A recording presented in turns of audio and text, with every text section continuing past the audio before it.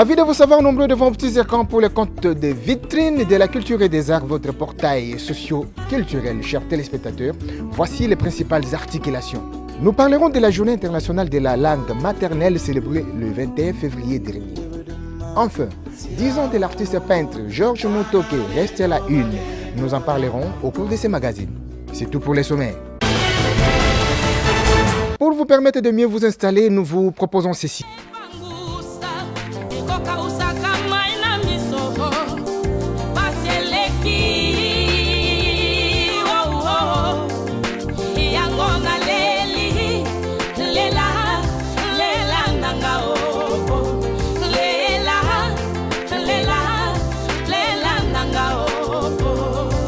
Tunakuja mbele yako Baba, tukilia, tukiomba juu ya nchi yetu. Twahitaji msaada wako, twahitaji amani, amani, amani, amani kutoka kwako.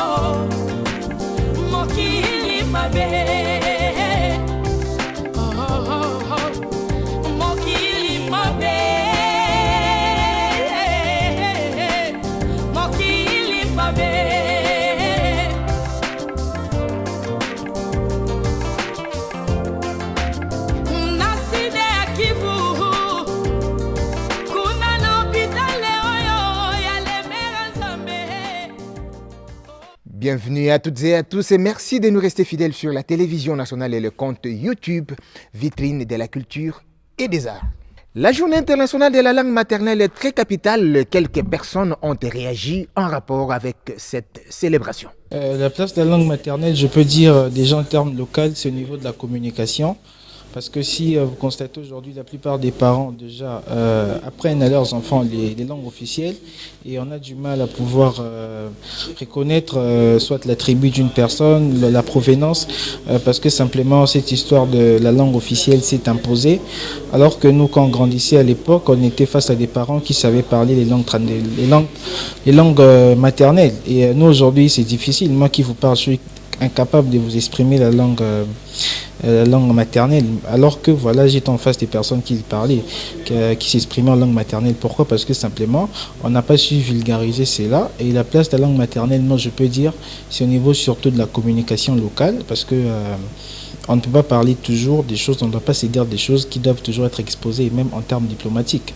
Donc, ce qui fait qu'à force de pouvoir se laisser emporter par les langues officielles, ça fait qu'on n'a même plus de secrets et tout est à nu. Voilà, donc pour moi, la place de la langue maternelle, c'est au niveau surtout de la communication locale. De prime abord, j'aimerais en fait réveiller l'attention de chacun, surtout des parents. Je pense que c'est une grande erreur d'apprendre aux enfants que des langues officielles, alors qu'ils seront un jour face à des personnes qui ne doivent pas connaître certains secrets, alors ils auront du mal à s'échanger dessus. Moi, je pense qu'on doit vulgariser également les langues nationales. Ça doit revenir même au cursus scolaire, parce qu'aujourd'hui, dans les écoles, il n'y a même plus de langue il y a plus de langue maternelle. On n'en parle pas, alors qu'à l'époque, je me rappelle, il y avait des Botang et Lingala, si j'ai bonne mémoire. Aujourd'hui, ça n'existe plus. Je pense qu'on doit revenir à ça, y réfléchir et vulgariser les langues maternelles. Donc voilà. Sinon, dans les jours à venir, on sera plus francophone, plus anglophone, alors qu'on est congolais.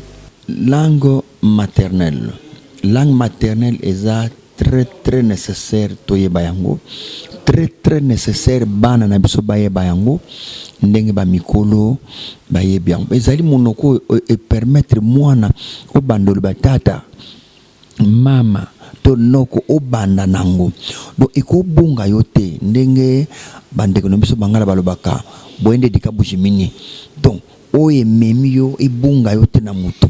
Vous voyez soko tali na bamboka misusu soki toke na bamboka wana bamoni yoza mopai omona bakoti na monoko mboka na bango batongi yo mwa boro moko boye to ba se signaler na mwa boro donc mutu quelque part il faut la peine quelque part na yo oyo utaki nango bomba pe oza que soki yindi awo signale mwana mai bakangi biso ozomona donc soki yo yebi langue wana te oza colonisé à 100% en français, colonisé à 100% en anglais, oza mouei, oza quelque part. Or, moto so va quelque part. Moi, je crois que c'est très important. C'est très important.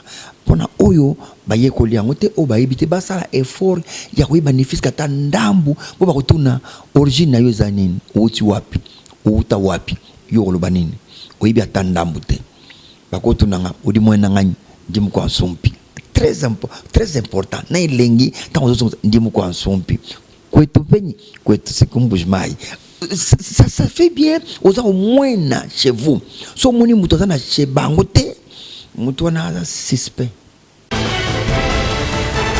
Quel sens véritable doit-on donner à la journée du 8 mars? Généralement, elle a toujours été considérée par les femmes comme étant une journée de fête. La journée internationale de la femme trouve son origine en Europe au XXe siècle. Elle a été proposée pour la première fois en 1910 à Copenhague lors de la deuxième conférence internationale de femmes socialistes par la journaliste Clara Letkin, représentante du Parti socialiste en Allemagne. À cette époque, l'objectif était celui de réclamer les droits de vote pour les femmes, les meilleures conditions de travail et l'égalité entre les hommes et les femmes. C'est en 1917, avec la grève des ouvrières de Saint-Pétersbourg, que la tradition du 8 mars s'installe définitivement. Et en décembre 1977, l'Assemblée générale des Nations unies adopte une résolution proclamant le 8 mars comme journée internationale pour les droits de la femme. L'objectif poursuivi par les Nations unies était de faire valoir les droits des femmes à l'égalité avec les hommes et réfléchir sur la condition féminine, notamment la non-scolarisation de la jeune fille, les violences sexuelles faites à la femme. Port du pagne, aller au-delà des apparences. En cette journée du 8 mars, les femmes congolaises se résolvent de s'habiller totalement en pagne et même les petites filles à l'école maternelle sont habillées en pagne. Selon une institutrice interrogée à ce sujet, son école impose le port du pagne aux enfants en cette date pour leur faire assimiler les valeurs d'une femme africaine et à une mère d'ajouter qu'on s'habille la petite fille en pagne pour la préparer à son futur de maman. Le débat reste ouvert, mais pour d'autres qui ont aussi admiré la tenue, ils estiment que les combats que les femmes doivent mener devraient aller beaucoup plus loin que la tenue vestimentaire. On devrait aussi miser sur le changement des mentalités pour permettre à la femme de jouer son véritable rôle au sein de la société.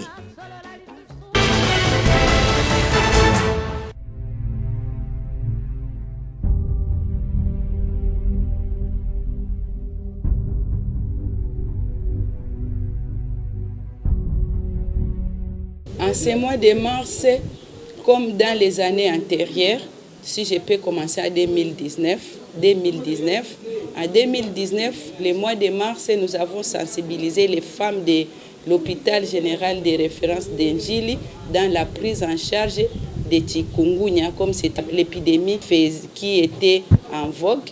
En 2020, nous avons parlé des droits de la femme. Et en 2021, vu la situation de Covid et tout ce qu'il y avait comme restriction à ce qui concerne les rencontres et les grandes réunions, nous n'avons pas pu nous réunir en termes de conférences. Mais qu'est-ce que nous avons programmé pour ce mois de mars? Nous étant que les mamans, nous nous sommes souvenus de nos collègues qui prestaient avec nous, mais pour des raisons de maladie, elles sont restées à la maison et nous avons programmé des visites. Et la visite a été déjà réalisée. Ce qui nous reste, c'est la dernière cérémonie qui aura lieu le 3 avril, où nous allons clôturer le mois de mars par une séance de divertissement.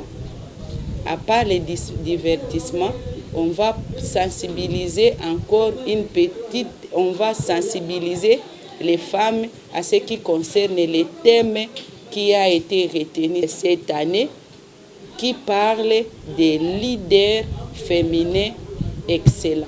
L'hôpital a à peu près 257 femmes sur un effectif de 497 personnes. Par rapport aux hommes, je peux dire que la femme de l'hôpital d'Njili a beaucoup évolué parce que nous voyons dans d'autres entreprises, la femme souffre des questions de préjugés, la femme souffre des questions de stéréotypes et de violences, mais dans notre hôpital, je trouve que la femme est prise à sa juste valeur à ce qui concerne les postes de prise de décision. Nous avons aussi des femmes, comme notre comptable, c'est une femme, c'est quelque chose déjà de considérable. Quand nous parlons de l'égalité, dans les jours à venir, par rapport au Covid, c'est là où je peux dire encore, jusque-là, la femme garde le cap, parce que dans la prise en charge, dans la période de la pandémie, la femme de l'hôpital général d'Njili a été au rendez-vous. Et ça, je peux prendre l'infirmier chef de poste de médecine interne qui a eu à encadrer et à soigner, accompagner les malades qui souffraient de Covid. Et cela a été fait d'une manière impeccable. Il n'y avait pas eu de complexe d'infériorité ni de complexe de supériorité. La femme travaille à sa juste valeur comme tous les hommes à l'hôpital de référence d'Njili. Et si je pouvais demander au premier fils du pays, le président lui-même, de penser à ses frères et confrères et consoeurs aussi, surtout ces femmes sont ses petites sœurs, ces femmes, c'est son épouse, ces femmes, c'est sa mère, la femme souffre beaucoup. Si je peux vous amener dans notre service de gynéco, vous allez vous rendre compte que nous avons beaucoup de femmes qui souffrent, qui viennent dans des conditions désespérées et qui ont besoin de l'aide. Raison pour laquelle nous sollicitons l'indulgence du premier fils du pays s'il pouvait penser à revenir à l'aide et surtout à cette philosophie qu'il a donnée depuis le début de son mandat, la couverture universelle sanitaire.